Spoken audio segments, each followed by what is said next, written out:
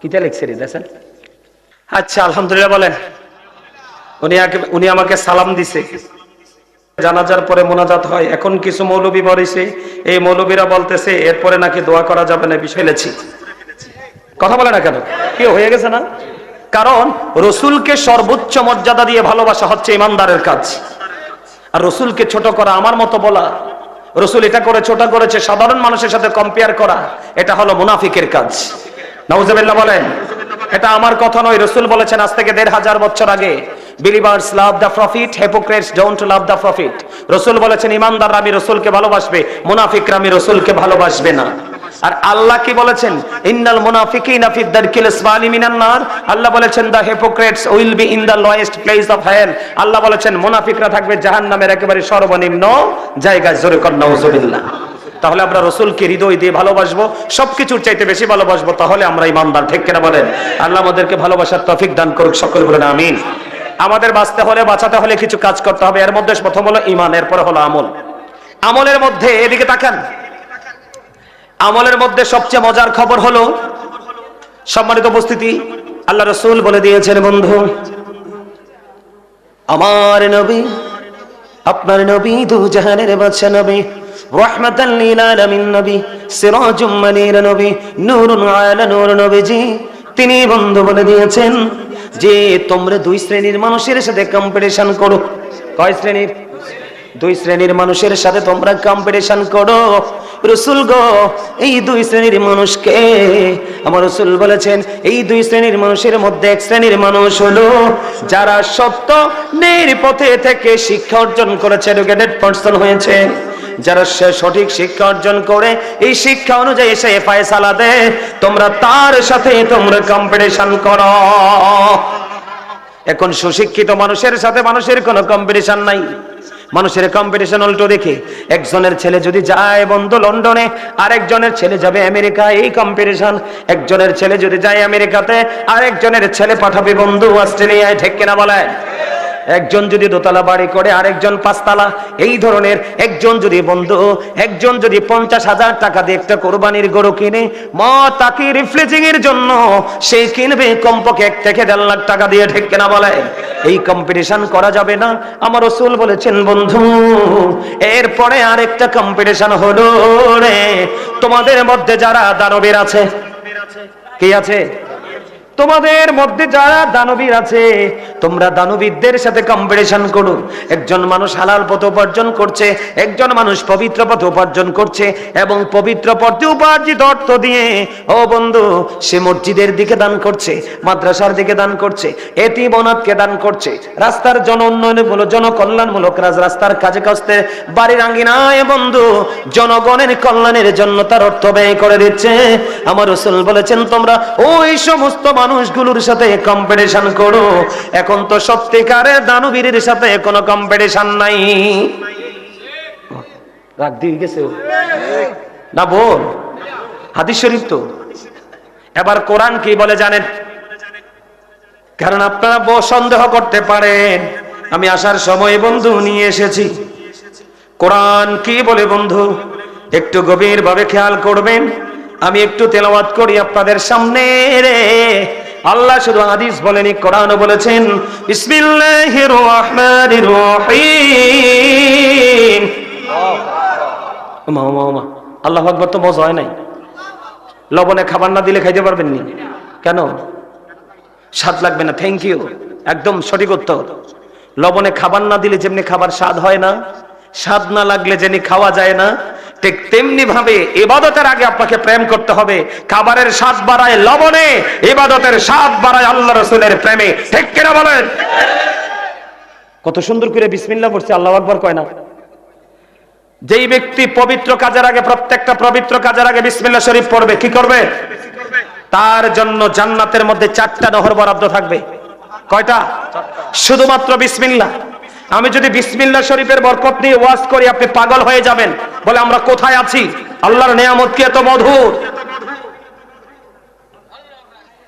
4টা শুধু, প্রত্যেকটা ভালো কাজের আগে, পবিত্র কাজের আগে আপনি বিসমিল্লাহ পড়বেন। কিন্তু বিসমিল্লাহ পড়তে পড়তে মদ খাইতে যাই আবার বিসমিল্লাহ পড়েন না। কথা কয়টা কেন? আমাদের দেশে এখন মানুষ নাপাক জিনিসকে হালাল করার বৈধতা দেওয়ার চেষ্টা করতেছে, ঠিক না গান? এই জন্য কইছি 4টা নহর। কয়টা? একটা বন্ধ দুধের নদী, একটা বন্ধ মধুর নদী, একটা হলো শরবতের নদী, আর একটা হলো পানির নদী রে। 4টা নদী আপনার জন্য বরাদ্দ থাকবে।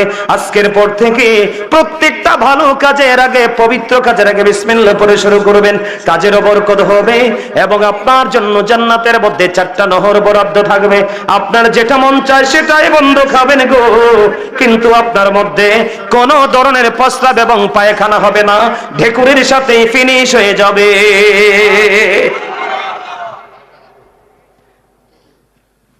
কিতা good good good good boat খাইলে যেরকম একটা আওয়াজ, কিতা লেখছে রে দেখেন? গুড গুড গুড গুড করে খালি কথা হয়ে যায়।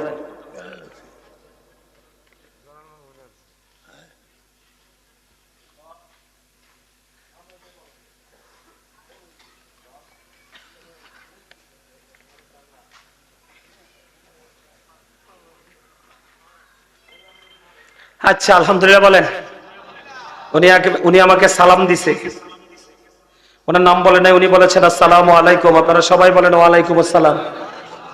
উনি সারা জীবন দেখেছে জানাজার পরে মোনাজাত হয়। এখন কিছু মৌলবী বলেছে, এই মৌলবীরা বলতেছে এরপরে নাকি দোয়া করা যাবে না। বিষয়টা একটু জানতে চাই, এই বিষয়টা নিয়ে পরে একটু ওয়াজ করব, দরকার আছে না নাই? আপনারা সব একমত নেই? আরো জোরে, আরো জোরে ওয়াজটাকে শেষ করি। কথা বলেন। উত্তর দিলে যদি মারামারি করতে হয় পরে মারামারি, ওয়াজ শেষ করে কথা কনা গিল্লাই, ঠিক আছে নি? আর সাথে সবাই একমত নেই। কে কে হাত তুলি দেখান। হ্যাঁ ঠিক আছে। নারায়ে তাকবীর, নারায়ে রিসালাত, আহলে সুন্নাত ওয়াল জামাত, মারহাবা। বেশি কোন লাগবে না। আবার একটু বিসমিল্লাহ কই, আর পরে আপনারা আল্লাহু আকবারটা জোরে কইবেন। কইতাম নি? বিসমিল্লাহির রহমানির রহিম।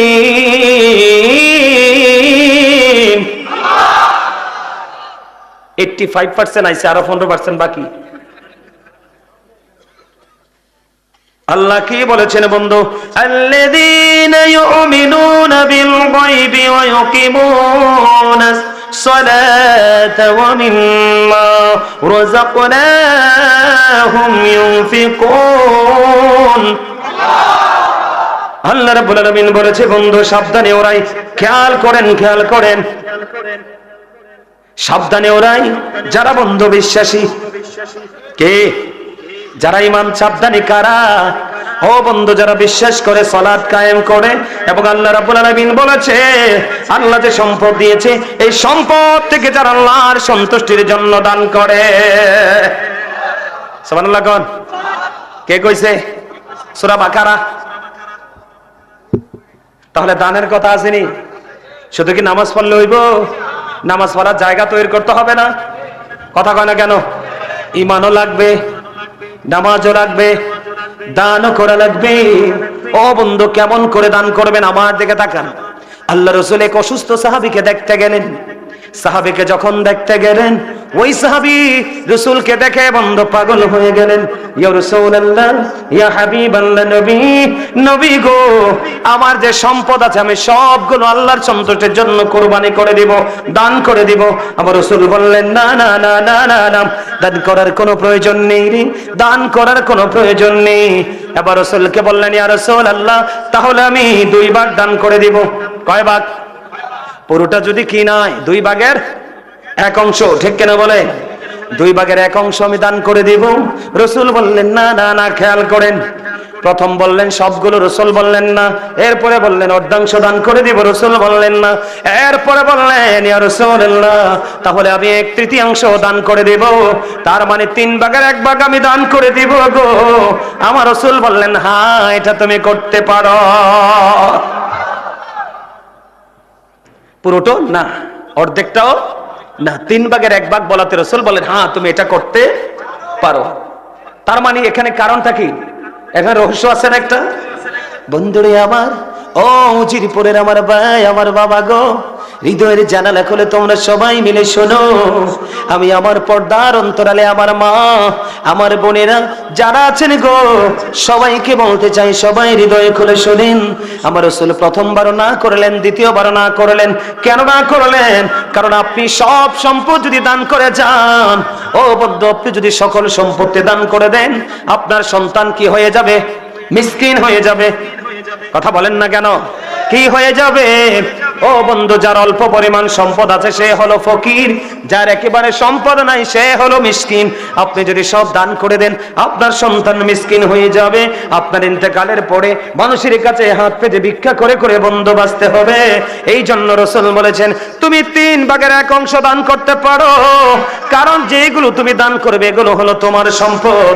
আর যেগুলো তোমরা কি করবে, যেগুলো তোমরা দুনিয়ায় রেখে যাবে, এইগুলো হলো তোমার ওয়ারিসের সম্পদ। তার মানে তোমার সন্তানের জন্য। ঠিক কিনা বলেন? তুমি তোমার জন্য নিয়ে যাও, তোমার সন্তানের জন্য রেখে যাও, কারণ তোমার ইন্তেকালের পরে তোমার সন্তান যেন ফকির হতে না হয়। তাহলে আমাদের ইসলাম সুন্দর কিনা? এই জন্য আমি বলি, ইসলাম is not only a religion but also complete code of life. ইসলামের মধ্যে আপনার আমার পরিপূর্ণ এবং পূর্ণাঙ্গ জীবন ব্যবস্থা রয়েছে। তার কারণ হলো ইন্না দীনা ইনদাল্লাহিল ইসলাম। ইসলাম হলো আমার মাওলার একমাত্র ধর্ম, মনোনীত ধর্ম। জোরে কন্যা সুবহানাল্লাহ। তাহলে আমাদের দানের দরকার আছে না নাই? আরো জোরে বলেন না। বন্ধু, তোমরা সবাই মিলে শোনো গো, অত্যন্ত প্রেমময় আমি তোমাদেরকে বাঁচাতে এসেছি বন্ধু। ও বন্ধু, আব্দুল্লাহ ইবনে মাসউদ রাদিয়াল্লাহু তাআলা আনহু তিনি বলেছেন, সাহাবায়ে কেরামদেরকে বললেন, তোমাদের মধ্যে কে আছো রে নিজের সম্পদের চাইতে ওয়ারিসের সম্পদ বেশি পছন্দ করো?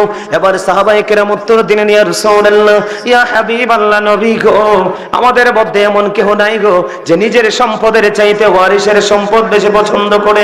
ও বন্ধু, এই কথা বলার পরে এবার আমার রাসূল বলে গেলেন, তুমি ইন্তেকাল করার আগে যা দান করো এই সবগুলো হলো তোমার সম্পদ। সুবহানাল্লাহ কন্যা। আপনারা কি আমার কথা বুঝেন না?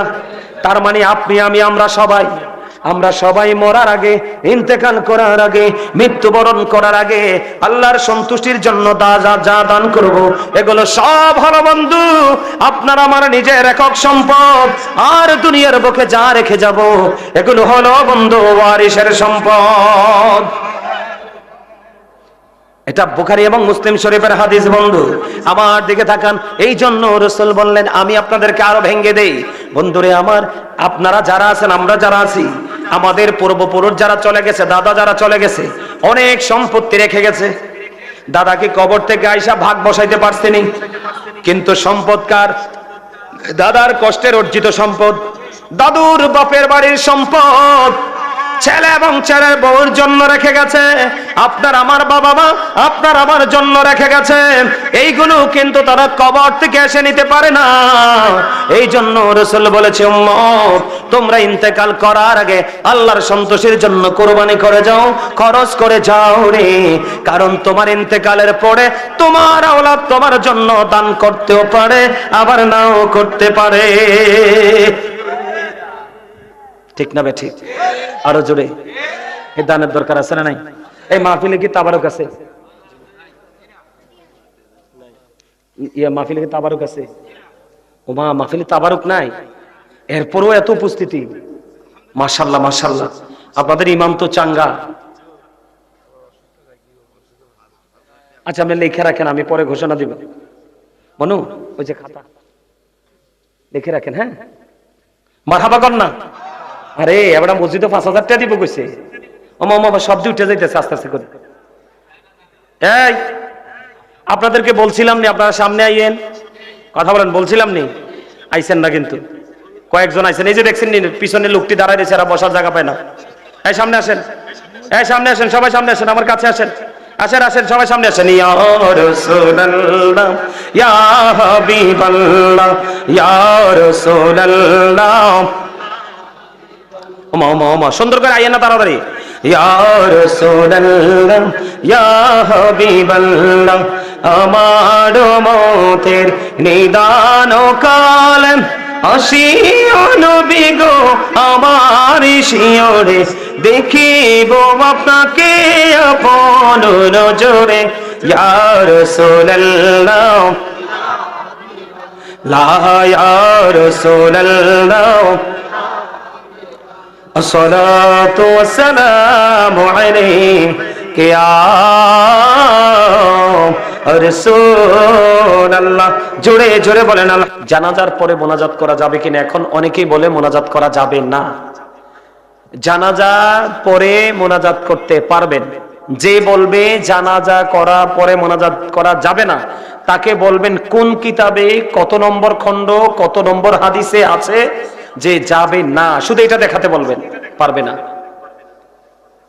আমরা বেশি পণ্ডিত না, আমাদের পূর্বসূরীরা পণ্ডিত ছিল। কথা বলেন না কেন? আমরা বেশি জ্ঞানী ছিলাম না, আমাদের আগের তারা। আগের তারা তো মারামারি করে নাই, কাটাকাটি করে নাই। দাদু ভাই দোয়া পড়েন নাই? এখন আপনি কোন কোন জায়গা থেকে পড়াইছেন? শোনেন, এরা অনেক দুষ্ট, অনেক দুষ্ট। আজকে তাদের কারণে বিভিন্ন এলাকা একবারে গোমরা হয়ে যাচ্ছে। খেয়াল করেন আমি কি বলি। আরে আমার দিকে তাকান, শুধু আমার দিকে তাকান। যারা বলে মিলাদ দোয়া পড়া বেদাত, তারা কি বলে? কথা কয় না, বেদাত কয় না? যারা, আমি তো চিনি তাদেরকে, যারা বলে দোয়া করা যাবে না বেদাত, যারা এগুলো বলে তারা ডান দুনো পকেট ভরা বেদাত। তারা নিজের বেদাত দেখে না, অন্যের বেদাত দেখে, ঠিক না বলেন?